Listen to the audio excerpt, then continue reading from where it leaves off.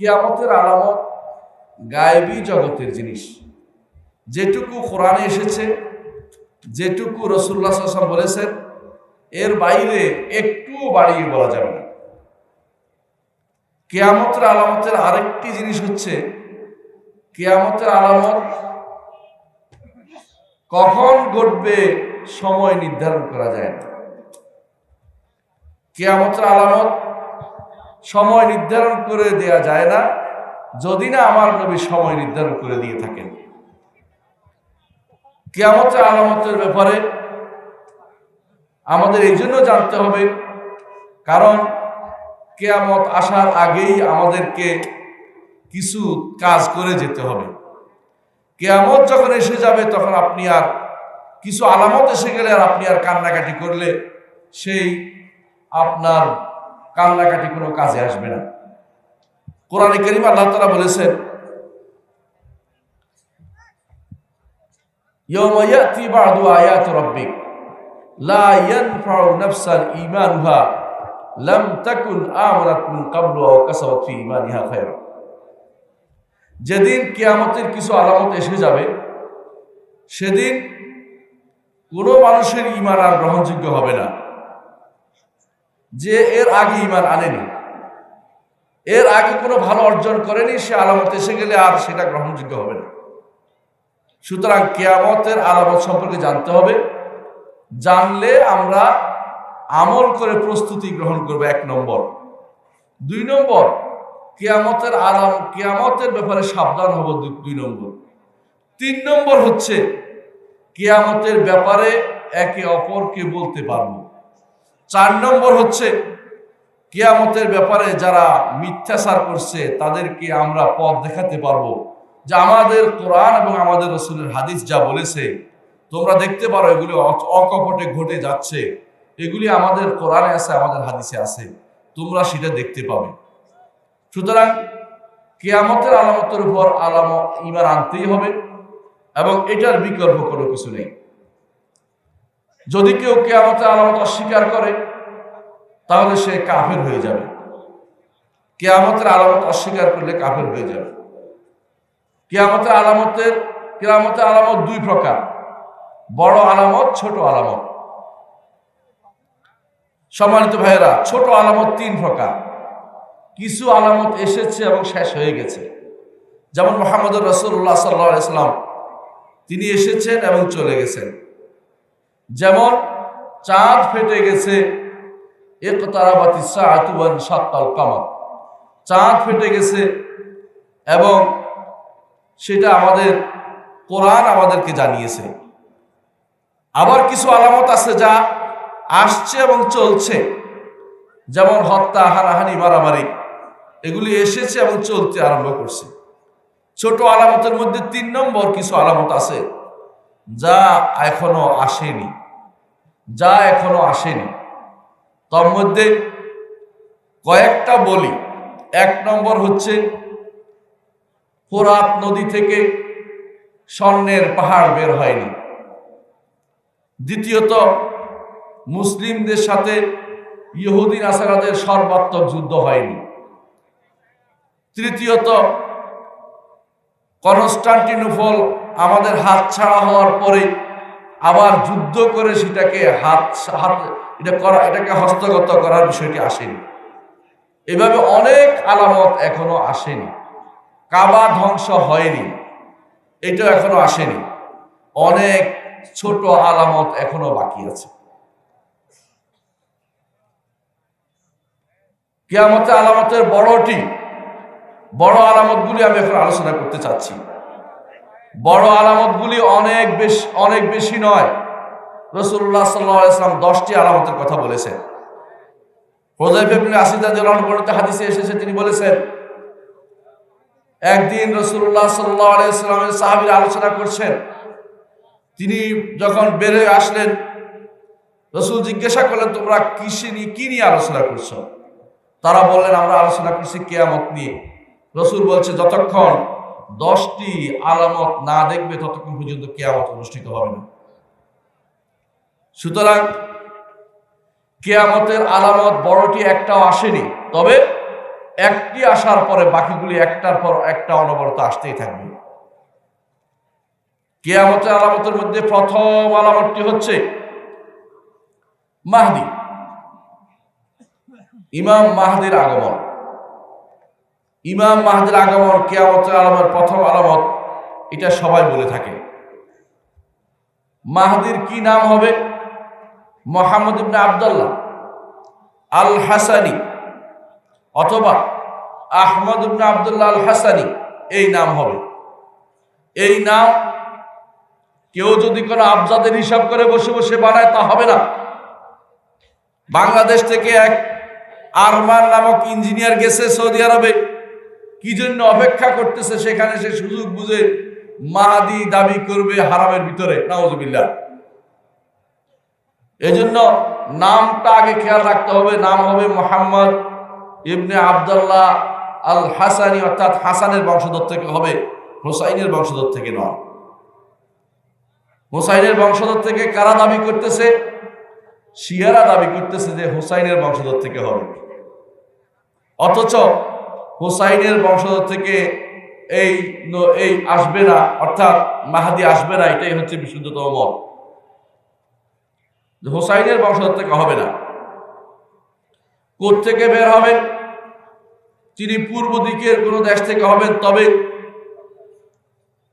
যখন বাদশার 3 ছেলে মারামারি করবে রাজত্ব নিয়ে, সেই সময়ে কাবার পাশে তার বায়াত হবে। কাবার পাশে তার বায়াত হবে।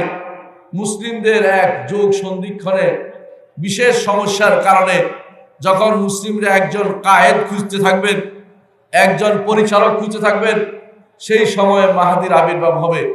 তবে মাহদি খোঁজার জন্য জিনিস নয়, মাহদি বের হওয়ার জিনিস।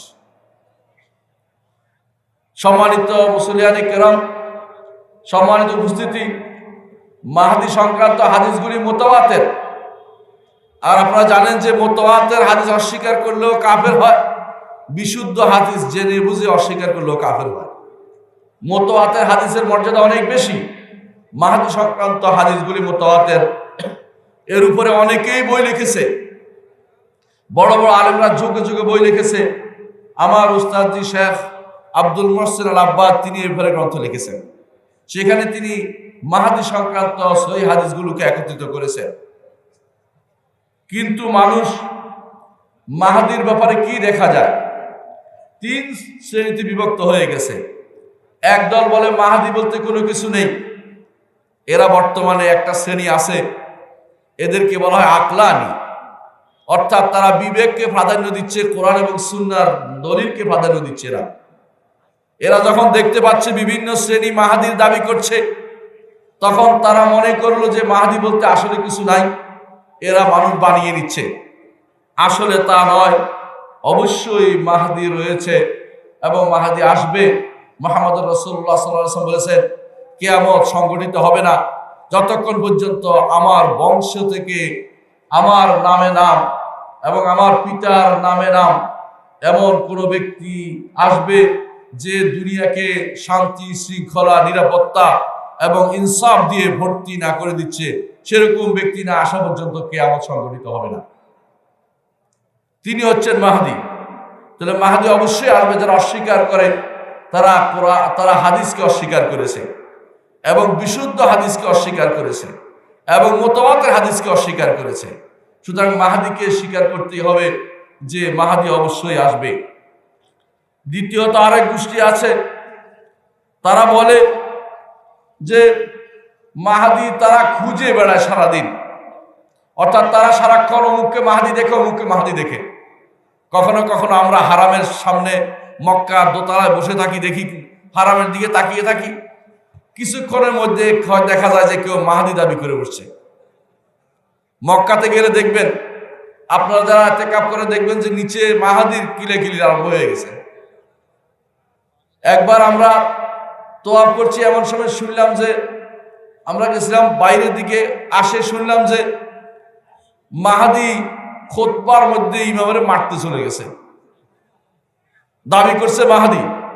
মানে এত বেশি মানুষ মাহদি পাওয়ার জন্য বেকুল হয়ে গেছে কেউ নিজে মাহাদি হয়ে যাচ্ছে, কেউ আরেকজনকে মাহাদি দাবি করে বসছে। বর্তমানে কেউ কেউ দাবি করছে মাহাদি নাকি জেলে আটকা আছে। আমার নবী তো তাকে জেলে আটকা থাকবে বলে নাই। বর্তমানে কেউ কেউ বলছে মাহাদি অমুক অমুক বিন আব্দুল্লাহ, ওই ইয়েমেনের কোন ব্যক্তি যার ছোট ছোট আমাদের দেশে বিশেষ দলের লোকের দাড়ির মতো দাড়ি, সেই ব্যক্তি মাহাদি দাবি করে বসেছে। বাংলাদেশের এক লোককে শুনছি, সে নাকি বিশেষ দলে অনেক কিছু, বিশেষ বড় বড় কিছু সে বিশেষ আলোচনা করে। সে দেখলাম মাহাদি দাবি করছে, বলছে বাংলাদেশের অমুক দল থেকে মাহাদি আসবে। অর্থাৎ মাহাদি যারা দাবি করতেছে আজ পাগলের মতো, যে যেভাবে আসছে সেভাবে দাবি করছে। জানেন আপনারা, মাহাদি বলতে কেউ কেউ দাবি করেছে মুহাম্মদ ইবনে নাফসুজ জাকিয়াকে, কেউ কেউ না মাহাদি দাবি মাহাদি বলেছে। পরবর্তীতে মাহাদিয়া ফেরকা হয়ে গেছে। মাহাদি দাবিদারের কোনো শেষ নেই। এরকম দাবিদার মাহাদি খুঁজতেছে। এই 1400 বছরে প্রায় 3000 মাহাদি বের হয়েছে। সবগুলি হচ্ছে সুযোগ সন্ধানী, আর তাদের পিছনে কিছু সুযোগ সন্ধানী লোক ঘুরে বেড়ায়। আমি একবার আমার ইসলামী বিশ্ববিদ্যালয়ে যখন পড়াচ্ছিলাম, একদিন একটু আগে গেছি, দেখলাম যে এক লোক এসে বলতেছে, এক লোক এসে বলতেছে আমাকে দেখতে কেমন মনে হয়। তাই বললাম যে খুব ভালো, আপনাকে তো সুন্দরই লাগছে। না এটা না, আমাকে তোমার মনে হয় না যে মাহাদি? আমি আসমান থেকে বললাম তুমি মাহাদি হলে কি করে? আমার মা বলছে আমাকে দেখতে মাহাদির মতো লাগে। তোর মা দেখলে, তোর মা যদি স্বপ্নেই দেখে থাকে তুই মাহাদি হয়ে যাবি, ঘটনা নাকি? দেখি স্বপ্নের জিনিস নাকি? এই জন্য কিছু মানুষ আছে উঠতে বসতে চলতে ফিরতে শুধু মাহাদি দেখে। যার চোখে যে রং লাগা, চশমা লাগা, সেটা এসে দেখে। এগুলি হচ্ছে বিভ্রান্তি, পথভ্রষ্ট। এদের কোনো কথা শুনবেন না। আর যারা মাহাদি বলে আপনাদেরকে বিভ্রান্ত করছে, ওই সমস্ত ওই বসন্তের কুকুরগুলিকে আপনারা চিনে রাখুন। এরা ফেতনাবাজ। এরা এখন চুপ মেরে গেছে। এখন তারা ওই ফেতনাবাজদের দলে গিয়ে ভিড়েছে, যারা এতদিন মাহাদি মাহাদি করেছে। এখন গিয়ে ভিড়েছে যারা একবারে পথভ্রষ্ট, তাদের কাছে গিয়ে তারা নিজেদেরকে ছাত্রত্ব দাবি করছে। আমরা এখন ওদের ছাত্র হচ্ছে। আবার কিছু মানুষ মাহাদি বলতে বলতে স্বপ্নের মধ্যে মাহাদি দেখেছে, জেলে গিয়েও মাহাদি দেখেছে, এখন পালিয়ে গিয়ে আরেক দেশে বসবাস শুরু করেছে। মাহাদি তো আর আসে না। এক সময় বলেছিল মাহাদি 2019 সালে আসবে, 19 পার হয়ে গেছে। 20 আসবে, 20 পার হয়েছে, 23 পার হয়ে গেছে ভাই। এখন আছে 24। এই বছর দেখলাম এক বুড়ো চিৎকার করে বলতেছে, নোয়াখালীর সেই বুড়ো বলতেছে যে মাহাদি এই বছরেই আসবে। নাউজুবিল্লাহ। এইভাবে যারা নির্ধারণ করবে তারা সব পথভ্রষ্ট। সম্মানিত উপস্থিতি, মাহাদির ব্যাপারে প্রথম বিভ্রান্তি এসেছে শিয়াদের মাঝে। শিয়াদের 12 ইমামের মধ্যে 11 ইমামের পরে তার কোনো সন্তান ছিল না। অর্থাৎ হাসান আসকারির কোনো সন্তান ছিল না, ছোট অবস্থায় মারা গেছে। তখন তারা দাবি করলো যে তার একটা সন্তান হয়েছে দাসীর ঘরে, কিন্তু সে বের হইয়া দুনিয়াতে আসাই দেখছে তারে কেউ সম্মান করতেছে না। রাগ করে রাদোয়া পাহাড়ে ঢুকে গেছে। একটা পাহাড়ের নাম ইরাকের, সেই পাহাড়ে ঢুকে গেছে। এখনো গেলে আপনি দেখতে পাবেন মাহাদি সেখানে বলতেছে, কি বলতেছে? ওখরুজিয়া মাওলানা, ওখরুজিয়া মাওলানা করে কাঁদতেছে। অর্থাৎ মাওলানা বেরিয়ে আসো, মাওলানা বেরিয়ে আসো। 1400 বছর ধরে মাওলানা বের হইতে পারে না, কারণ মাওলানা তো নাই, আসলে এরকম কোনো ব্যক্তি ছিলই না কোনোদিন। এটা হচ্ছে শিয়াদের কারবার। এই শিয়ারা এখনো মাহাদি লেখলে সাথে সাথে লেখে আজ, অর্থাৎ আজ্জালাল্লাহু ফারজাহু, আল্লাহ তাকে বের করে দেন তাড়াতাড়ি। আসলে ওখানে কেউ ঢুকে নাই, পাহাড়ের ভিতরে ঢুকে নাই। যারা এই কথা বলছে মিথ্যাচার করছে। এই মাহাদিরা দুনিয়াটাকে মাহাদির নাম দিয়ে বহু ফেরকা আবিষ্কার করেছে। বাহাই বোহরা যত ফেরকা আসছে, এই মাহাদি নামের কারণে ফেরকাগুলি বের হয়েছে। এইগুলির কারণে এই ফেরকাগুলি পরবর্তীতে দিন থেকে বেরিয়ে গেছে। তারা বুঝতে পারছে মিথ্যাচার করলে শিয়াদের মধ্যে ভালোই নাম পাওয়া যায়। এই জন্য তারা বুঝছে যে এটা আসলে দিন নয়, এটা ঠাট্টার জিনিস মনে করে তারা দিন থেকে বেরিয়ে গেছে। বাহাই বলেন, বোহরা বলেন, এই জাতীয় যতগুলি দল বেরিয়েছে ইসলাম থেকে, সবগুলির মধ্যে মাহাদি নামটা দিয়ে বহু মানুষ বের হয়ে গেছে। মাহাদির নামের কারণে এর পিছে চলে বহু মানুষ বের হয়ে চলে গেছে। আর এক গোষ্ঠী আছে মাহাদির নাম, এখন মাহাদির নাম নির্ধারণ করে দিচ্ছে যে অমুক বছর অমুক তারিখে আসবে, তারাও বিভ্রান্ত। এই আলামতুল কিয়ামতের নির্ধারণ করার কোনো সুযোগ নেই, এটা আপনাদেরকে আমরা জানিয়েছি। তবে অবশ্যই মাহাদি বের হবে। মাহাদি বের হওয়ার আগে আরো বিশাল কিছু ঘটনা ঘটবে, কারণ মাহাদির পরপরই 7 বছর পরেই বের হবে ঈসা আলাইহিস সালাম, নাজিল হবে দাজ্জাল, বের হবে ঈসা আলাইহিস সালাম, নাজিল হবে। এই পরিবেশ বা এই অবস্থা এখনো তৈরি হয়নি। যারা মনে করছে অগ্রিম নিয়ে আসতেছে তারা বিভ্রান্তির মধ্যে আছে, কোনো সন্দেহ নেই। সম্মানিত উপস্থিতি, দ্বিতীয় যে কিয়ামতের আলামত তা হচ্ছে মাসিহুদ দাজ্জাল। মাসি তাকে কেন বলা হয়? কারণ সে সারা দুনিয়া ভ্রমণ করবে, সারা দুনিয়াকে সে অন্যায় দিয়ে ভরে দিবে, সারা দুনিয়া সে রুবুবিয়ত দাবি করবে, রব হওয়ার দাবি করবে। আমাদের নবী বলে দিয়েছেন সে মিথ্যাবাদী। সে যদি কেউ রব হইতো তার একটি চোখের আলো সে বন্ধ করতে চালু করতে পারতো, সে তো তার তো এক চোখ কানা হবে। এক চোখ কানা আবার কিভাবে রব হইতে পারে? আমার রব তো কানা নন, আমার রবের দুটি চোখ আছে।